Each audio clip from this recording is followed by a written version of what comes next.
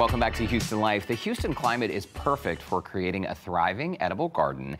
And for more than 30 years, Urban Harvest has been helping Houstonians create their own gardens to eat healthier. Yeah, Carol Burton, Director of Permaculture at Urban Harvest, is joining us now with 5 steps for creating our own edible gardens and why March is really the best time to plant fruit trees. Welcome back to Houston Life. Yes, my pleasure. Thanks for having me back. Now, before we get into the steps, because I really need to take notes on that, let's talk about Urban Harvest celebrating their 30 years and what that means, what impact they've had.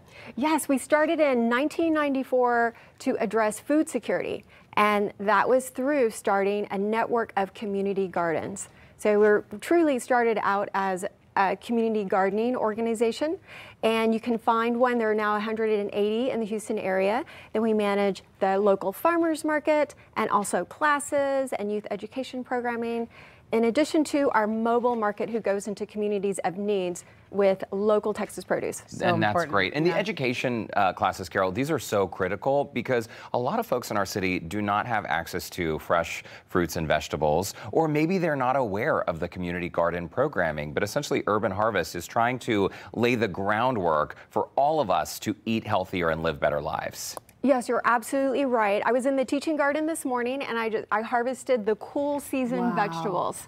So those were planted early in the fall, local carrots, beets, and that's eating seasonally. So now it's time to plant for spring, all of our warm weather vegetables. Okay. All I have to see is the picture of these beets and these beautiful carrots, and my ears are listening because these are some of my favorite foods. And to try to get them, I mean, I think everyone wants to go back to just fresher, right? And fresher, and knowing what goes in your garden. So let's talk about this. Now, this is on YouTube, right? A 5-step guide you guys have, but what does it start with? Yes, so it starts with finding a place. Like if you want to garden in a container, it could be as big as this on your patio. Fantastic. You could have a larger 4x20 garden bed.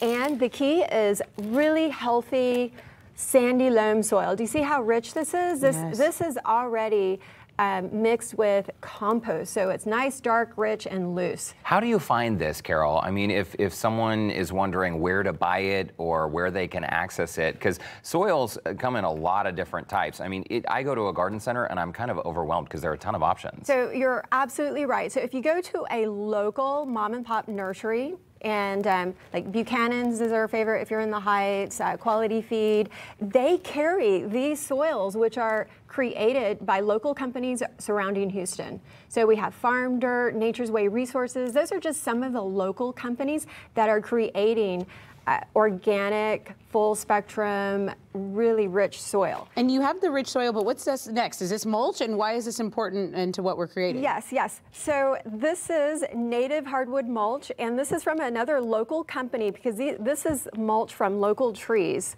from tree trimmings. And this mulch, when you top dress your trees and your plants to retain moisture, this will break down into compost for your plants. Oh. So it protects the plants, suppresses weeds, and holds in moisture. Okay, so that's why I'm kind of playing with that. And it's all local. Building blocks of your garden, then this is critical. The soil you use is important, and because it's organic, what you're putting in your body then is not filled with chemicals. I love that you brought the small container, so let's start planting it. And how do we select what is right for this time of year, Carol? Yes. So this time of year on our website, we have a local planting guide because we started in terms of education and growing in Houston and finding your microclimate.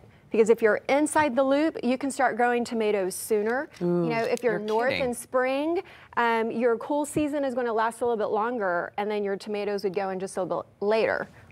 Even that close, Amazing. Spring versus the loop would have a different planting season. Okay, so let's go for the tomatoes then. So we're talking about a microclimates, and even in your yard or your patio, you can find the microclimate that's going to get 4 to 6 hours of sunlight because you want to produce a lot of flowers and fruit. Right. So really nice, rich soil, and plant your tomato, give it some support because it is a vine, and that will continually produce up until June.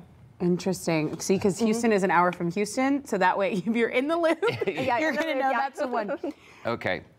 So how do you know what to plant, like as opposed to maybe I start with a seedling, but then, okay, this one's kind of already started as a tomato plant. How do you make that choice? So that's a very good question, and that's one of the secrets to gardening in the Houston area, because our planting calendar, which we have on our website, has tips and tricks of what to select. So either a plant, right now, if you can find the biggest tomato plant possible, you will get more fruit and flowers, more fruit production. Peppers is another one to start by transplant. So we have like a planting calendar and tips and tricks. And then by seed, green beans is a great companion plant for any vegetable which is going to fix nitrogen, and it's best to plant it by seed. What makes it a good companion plant?